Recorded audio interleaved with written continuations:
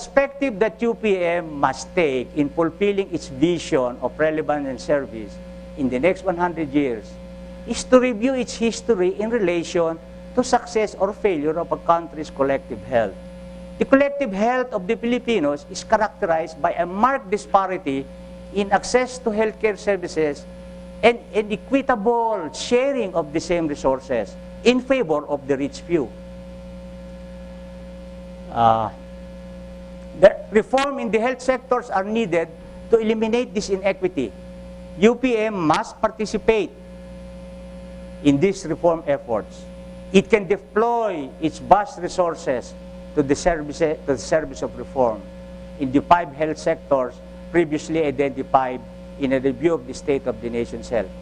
UPM must re-examine its policy on tertiary education, including its faculty and student recruitment, undergraduate and graduate education programs, and research trust in the light of the core issues in health, which is access and equity in healthcare care services.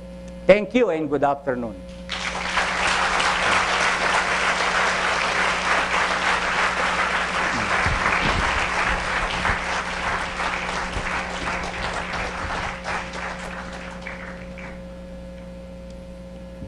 Our lecturer is now ready for questions from the audience, here in UP Manila as well as those in other campuses.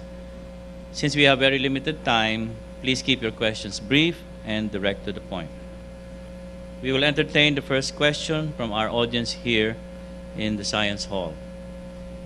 Please raise your hand, and I now see the hand of our very own Chancellor, Dr. Ramon Arcadio, being raised.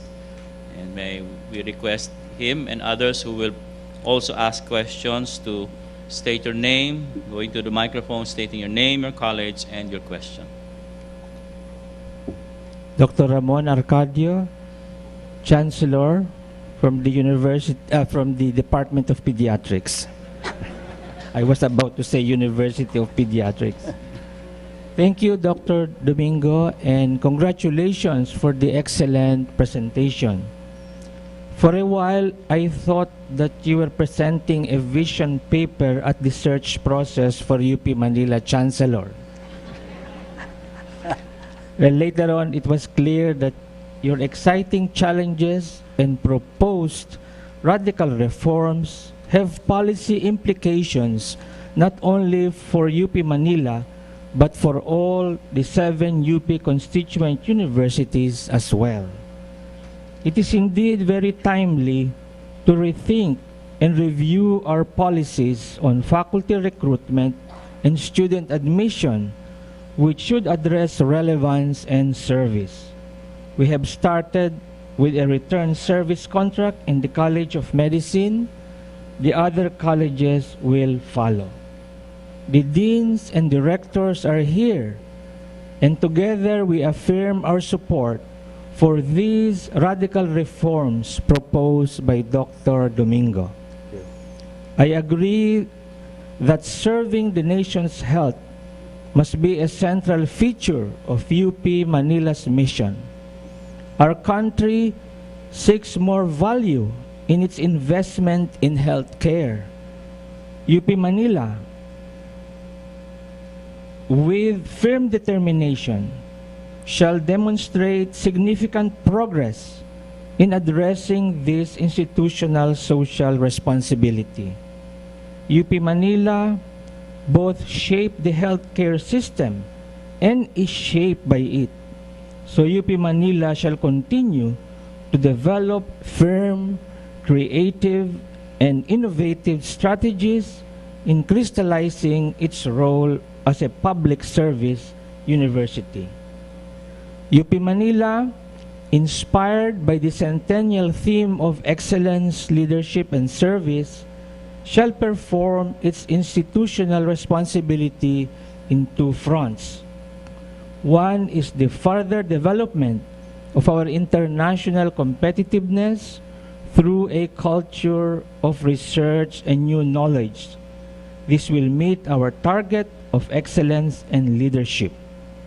Another front is the further development of our humanistic culture our desire to attend to the common good, like the alleviation of poverty, by reaching out to the communities and implementing necessary healthcare strategies. So this will meet our relevance and service targets. With these programs, UP Manila will be able to fulfill the roles called for by the new UP Charter and the call of Dr. Domingo, that of a graduate university, a research university, a public service university, and a regional and global university. Thank you very much.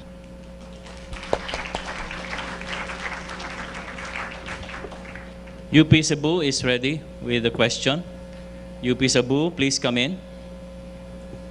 This is Charmaine Arion from UP Cebu.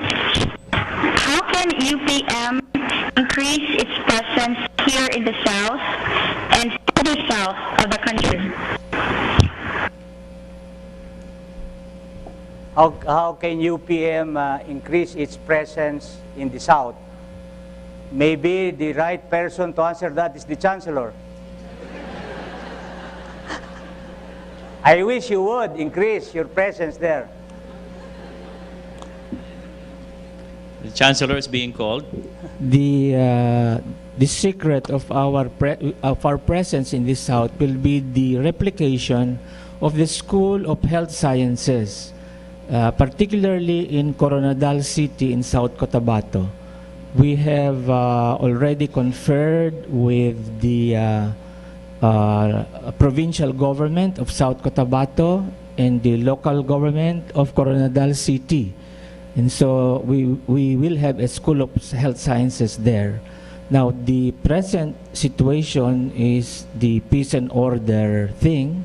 So there is an alternative site, and it is in Davao. But certainly, in 2009, UP Manila, the Health Sciences Center, will be in Mindanao. UP Manila will bring further the presence of the university in South Central Mindanao. Thank you.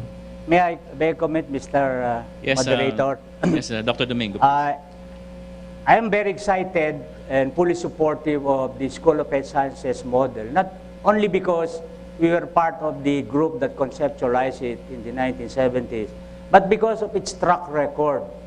You examine, for example, the first class that we had in Tacloban. Would you believe that of the 100, we only lost 2, lost in the sense that they are no longer available in the country? What kind of college can give a performance like that? And on top of that, the graduates are all distributed in the areas where they are needed.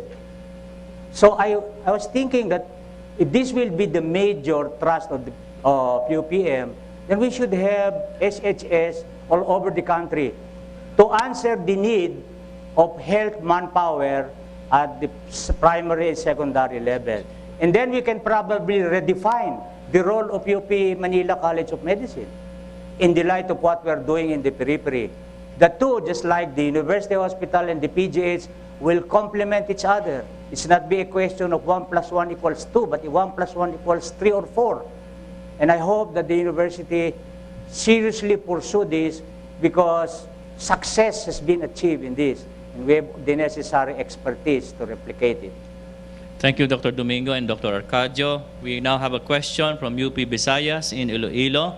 UP Iloilo, come in. Our moderator there is Dr. Belia Barrera. Good afternoon, Dr. Domingo. We have a question here from Chancellor Glenn Aguilar of UP Visayas. With the success of the School of Health Sciences at Palo Leyte and the establishment of similar units in Baler, Quezon, in Baler, Aurora, and Cotabato, reflecting a genuine need for health human resource production, will this send a signal to other UP units whose areas of concern also need human resources to exert efforts in the establishment of similar presence in Luzon, Visayas, and Mindanao? Absolutely. remember in the opening statement I had said, I will be very, very parochial all about UP. But I am sure that you have the same concern whether you are in marine science, in engineering, in other... law. Yes. So, yes, I think let's reverse the process. You have your presence here in a different discipline maybe or area. And we will go there. I wish you will have a School of Health Science in Visayas, not only in one area, but in Eastern. We have already Central and Western Visayas. Now, let me take this opportunity to bring out something that is in my heart for so long. I want to vent it out. Early in the history of the School of Health Sciences, it was a very radical idea. Among the radical ideas involved in there was, we will not need a board exam for our graduate. They will be automatically recognized. The nurses will be literally accepted as nurses without undergoing the board, because simply we cannot comply with the law, nurses' law of this required subject. That was the beginning, but eventually it did not happen. Now we still comply with what the law says. My God, the law is made by man. We can change the law. But my misgiving is this. In the fight, when we were fighting to preserve the original identity of SHS, who were those people who opposed us? Not outsiders. Our own people. Here is a good idea that needs to be nurtured. The least we can do is support it. Maybe be silent about it. That is, in my original talk, I canceled something there because it might sting or hurt many people. I said, the threat to UP is not the outside. The only threat we can have from the outside is financial. And we have a way of getting money. Ask Regent Gonzalez. There is more than 5 billion in the Centennial, and we have another 5 billion in the area occupied by Ayala. That's not the threat, because our constituents will oppose any external threat. What is the worst threat for UP Manila? The internal threat. The inability of people to change, to accept radical ideas, to experiment, to get out of the comfort zone. That is the #1 threat of the university. And every administrator here who sat in the chancellor or dean's chair know what I mean. No? The resistance to a new idea. Thank you, Dr. Domingo, and thank you, UP Iloilo, for that question. We now turn you over to UP Los Baños for the next question. UP Los Baños, please come in. Dr. Professor Emeritus, College of Forestry and Natural Resources. Chancellor Domingo, congratulations for a very enlightening and challenging reform-oriented talk on health and health education, and for putting relevance and equitable service at the core of your talk. My question relates to intra- or inter-university collaboration to achieve synergy